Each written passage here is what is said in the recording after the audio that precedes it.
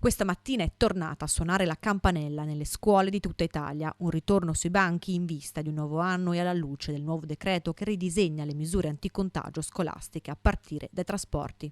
È difficile far chiarezza quando alla domenica escono circolari interpretative. Io mi sono sentito questa mattina con il presidente Colladon, il quale con il buon senso adesso interpreterà questa ulteriore deroga estesa anche a tutto il territorio che prima era riservata solo ad alcune, mi sembra della regione Sicilia, di poter andare fino ai primi di febbraio anche con il Green Pass base nei bus di trasporto scolastico dedicato. Mi dicono che oggi sostanzialmente il sistema abbia tenuto, speriamo ci sia chiarezza presto e che comunque la gente vada a vaccinarsi, perché questo qui risolverebbe il problema alla radice. Una ripartenza in salita per la scuola a causa del continuo aumento dei contagi che pone non solo il problema organizzativo delle nuove regole di quarantena, ma anche quello della reperibilità di personale supplente. Penso che siano tante le opinioni, sia tanta la confusione purtroppo, e anche l'ultimo decreto non ha contribuito a rendere più semplici le cose ma più complesse. Certamente le tante quarantene che ci sono oggi impediscono a tanti docenti di essere in cattedra, è proprio un problema organizzativo. Il governo ha scelto di tornare in classe, ma si trova a fronteggiare un'Italia spaccata in due e allarme infatti quello lanciato dai presidi che prevedono entro una settimana 200.000 classi in DAD.